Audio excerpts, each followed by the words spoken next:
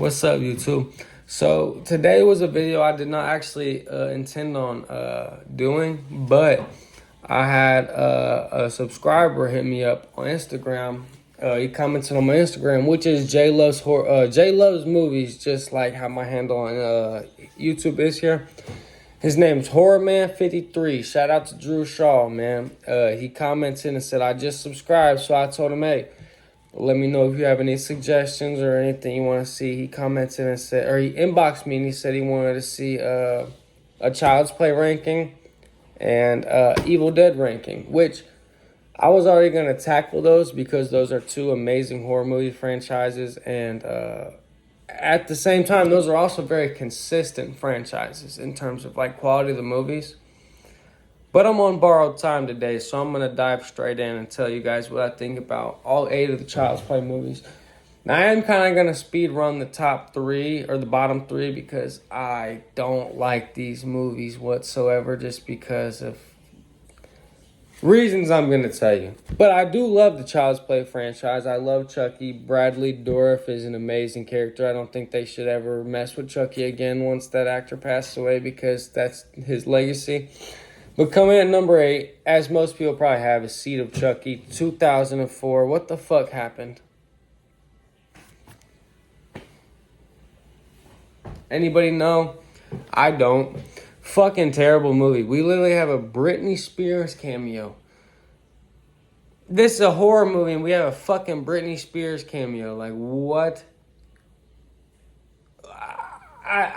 If I'm moving on, because if I sit here and tell you all the things I dislike about this movie, it's going to be about 37 minutes in before I get to talking about the rest of them. So, coming at number 7, we got Cult of Chucky 2017. Now, this movie is also horrible, but it's not as bad as Seed of Chucky, so it kind of gets somewhat of a pass, I guess. Having Brad Dourif, the soul of Chucky, fucking possessed the character of Minka, and she walks out of the building doing a maniacal laugh at the end of the movie, solidifies just of how bad a movie this was. Like, again, I don't even want to sit here and tell you how bad of a movie this was because if you've seen it, you know. But like, it was such a bad fucking movie, and then the end, you just get this fucking girl who's supposed to be the soul of Chucky laughing like a fucking crackhead. And that's just supposed to be it. And she just leaves with Jennifer Tilly and they go on and they, turn up. Like, how? No, I'm not even going to question it because it's going to piss me off. Gosh damn, bro. Coming in number 6, Child's Play 3. Okay. Child's Play 3 again. What the fuck happened? How do we come off of 2 amazing original horror films and then you get Child's Play 3? A boot camp slasher movie where Chucky's not even really the bad guy. It's the fucking drill sergeant who's the same age as all these other kids who just acts like a prick because he probably got his ass beat most of his fucking life. Like, do you see what I'm saying about the bottom 3 movies for me? Like, they just, like, I can't, like, I'm speed running them because I can't physically sit here and talk about them too long or else I'm going to dive into nothing but negatives about these movies, bro. And then number 5, okay. Now, I also hate this movie, do not get me wrong. I just don't think it's as bad as the other ones I just said. So the 2019 Child's Play reboot, it's not good. I'm not a Megan fan, but I think Megan was a better doll, animatronic doll movie than both Child's Play 2019, the reboot, and Five Nights at Freddy's. I didn't get any enjoyment out of that movie either. Which, mind you, I know that was a PG-13 movie for kids who were fans of the game, but man, fuck that shit. Child's Play reboot. The thing that, like, kills it for me is, like, the one thing I will say I like, okay, you got Mark Hamill to voice Chucky. Mark Hamill's a GOAT, you know what I mean? He plays Luke Skywalker and the Joker for all I give a fuck. But to get him to be your voice actor is cool. But the way the movie fucking starts out, where this fucking guy in, like, China gets fired and he's pissed off.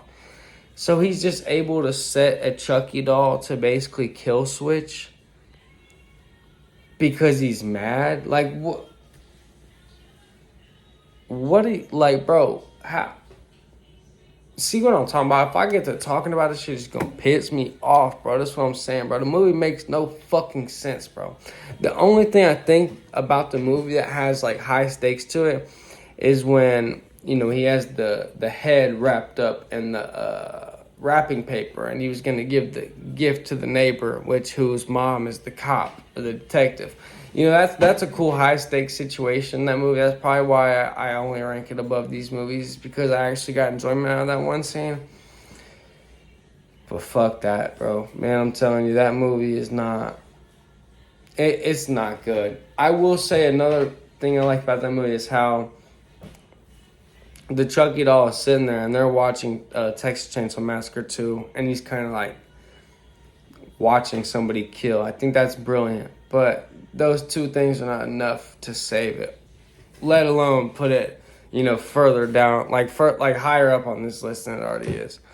So, all right, so that is number 5, right? So 8, 7, 6, 5. Those are all movies I dislike, really wouldn't typically watch. So now coming in at 4, 3, 2, 1 is where I tell you, like, this is why I really like the franchise. So number 4, we got Curse of Chucky from 2013. Now, I thought, like, Minka is in this movie as well.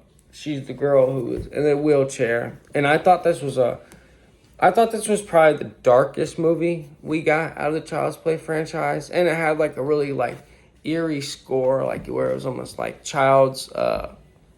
ironically enough, child's toys playing in the background, you know, like, that really eerie drip drop type of sound in the back. I did like Curse of Chucky a lot. But Cult of Chucky being the follow-up, like, it knocks it down on the list for me. It really does. Like, I really do think that Curse of Chucky is a good movie. And like I said, it's probably the darkest one. But it takes 53 minutes for Chucky to kill somebody in that movie. So that's where I'm going to leave that at. Coming in number 3, we got Bride of Chucky. I know that this is like either most people's first or last, except for Seed of Chucky. What I will say about Bride of Chucky being my number 3, which came out in 1998. The thing about Bride of Chucky is it's not taking itself serious. You know, you see I got, you know, Tiffany and Chucky over there. I love the aesthetic of the movie, but this is where, like, the movie kind of becomes a horror comedy. The next 2 movies I have on the list are full-blown horror classics, slasher classics. But Bride of Chucky, you know, it probably gets more enjoyment from people because it's not a stereotypical horror slasher film. You know what I mean? And, like, you got a lot of girls who like to watch it because of the Tiffany and Chucky dynamic. And that's what the movie is. And I appreciated it for that. I really do appreciate the movie for being that. And I think the ending is entertaining enough. Like, whereas to a lot of Child's Play endings, they're underwhelming. So that's all I got to say about Bride of Chucky. You know, I really do like it. I really love the aesthetic of Chucky and Tiffany. Like, me and my girl have talked multiple times about us doing that for Halloween, you know, just because we're crazy as hell. But I don't think it's better than these next 2 movies I got coming up. So coming in at number 2, which I don't think is as controversial as most people putting a horror original over its sequel, I got Child's Play 1988 coming in at number 2 because for a very good reason. Okay, so it's like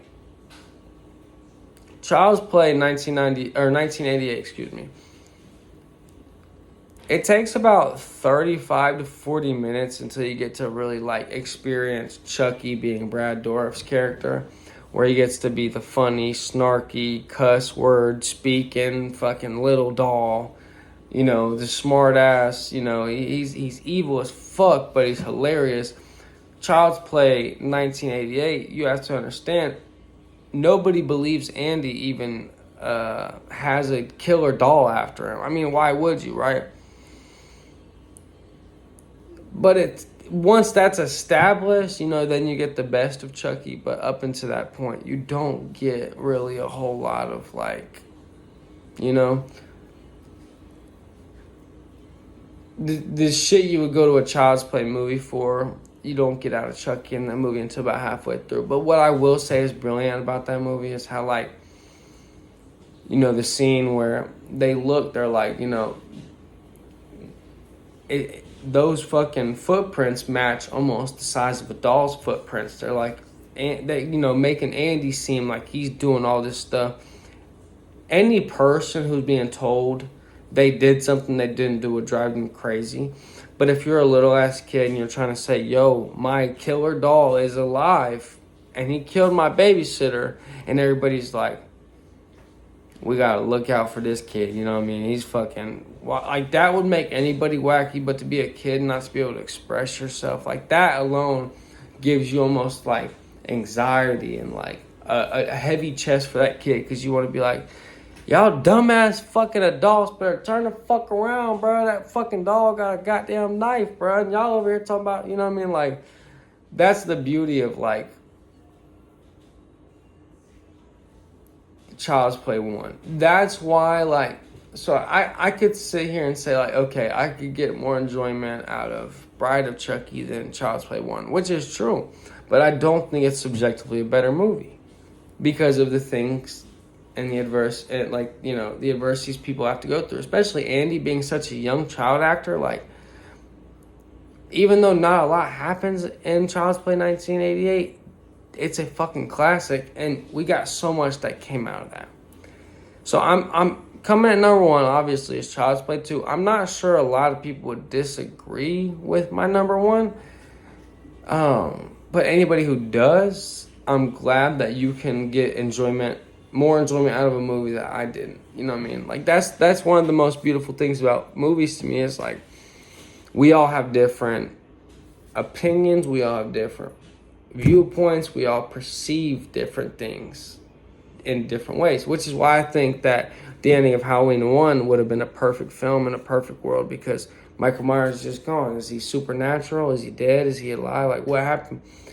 That's why I think that rankings are so interesting, because everybody gets to share how they feel. You know what I mean? Child's Play 2 being my favorite is because Chucky is already established. You got Andy, and Andy ain't fucking around at this point. You know what I mean? Once his babysitter starts to, you know, actually see for herself, this shit ain't no joke. And then you get the third act in the, like the toy factory.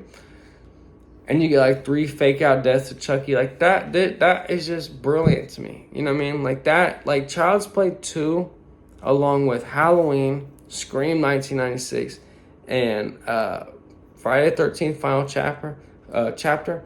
If somebody was to ask me, what is the definition of a slasher movie? What movie should I watch if I want to understand the formula of a slasher movie? Those would be the 4 movies I said. So I understand Child's Play 2 is a sequel, but that movie exceeds the first one by 1,000,000 to me. And I don't have any shame in that. Like, I'm pretty sure a lot of people would probably perceive it that way. But like I said, that's the beautiful thing about a ranking. And the beautiful thing about movies is, like, with me building this little community, I'm excited to see other people's viewpoints, other people's, visions on stuff. So that's my ranking of Child's Play. And like I said, this is shout out to Drew Shaw, Horrorman53 is his Instagram handle. He inspired this video today. So thank you, anybody, for watching. Have a good one.